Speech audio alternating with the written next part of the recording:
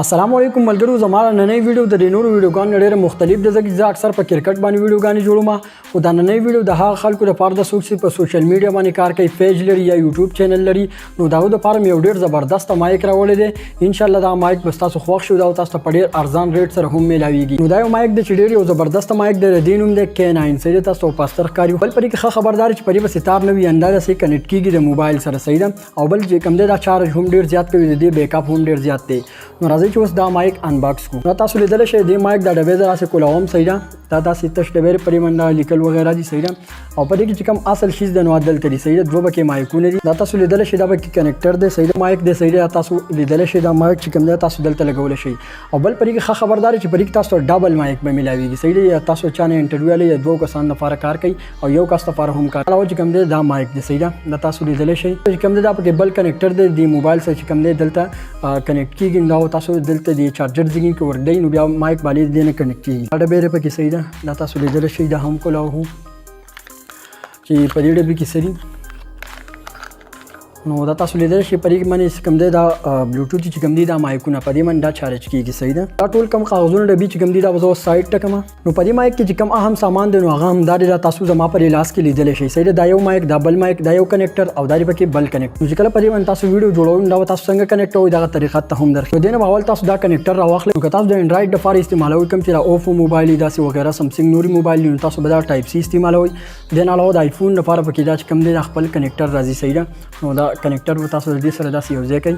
تاسو څنګه دا یو ځای کوئ تاسو به دلته داسې ولګوئ. صحیح ده، دا تاسو لیدلی شئ دا چې کوم دی زما پرې موبایل کې داسې ولګېد. صحیح ده، تاسو را بټن ښکاري، تاسو به دا بټن چې کوم دی را تاسو داسې آن کوئ. نو دا بټن څنګه تاسو آن کوئ مایک چې کوم دی دا آن شو. دین علاوه زما په ریکارډر کې دا بویا بای M1 مایک لګېدل، دا تاسو لیدلی شئ پرې بس یو غټ تار وي. صحیح ده، دا تار تاسو لیدلی شئ پرې بس دومره غټ تار وي، خو دا زما نه خوښېږي. دا چې کوم دی دا یو ډېر پروفیشنل شی، تاسو دا په هر ځای کې استعمالولی شئ. صحیح ده، دغه بویا کم مایک چې کوم دی دا هم ډېر زبردست دی. او ما په کالر کې یو لګول، خو دا تاسو په کالر کې همداسې لګوئ. صحیح ده، تاسو لیدلی شئ دا مایک ما ولګاو. دین علاوه که تاسو ډبل استعمالوئ نو دا به هم داسې آن کوي، دا مایک هم آن شو. صحیح ده، نو دا هم تاسو په کالر کې لګولی شئ. د یو کس لپاره تاسو یو مایک استعمالوئ، کله چې دوه کسان وي تاسو بیا دا به یو کس په کالر کې ولګئ او دا مایک چې کوم دی دا به بل کس په کالر کې ولګئ. یا چې کوم دی تاسو انټرویو لرئ نو داسې خولې ته ولا هم نیولی شئ.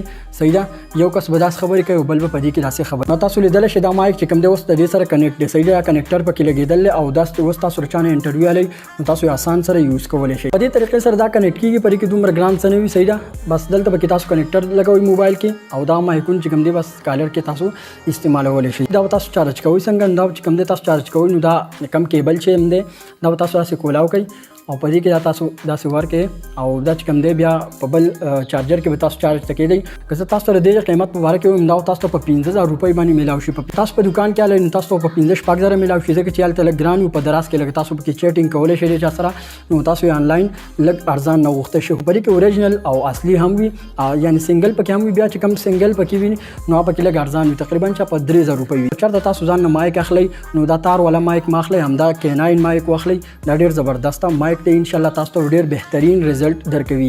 نو ملګرو دا و د K9 مایک انباکسینګ. تاسو دا ویډیو خوښه شوې نو ویډیو ضروري د نورو خلکو سره شیر کړئ. میلاویږو بل ویډیو کې. د الله په امان.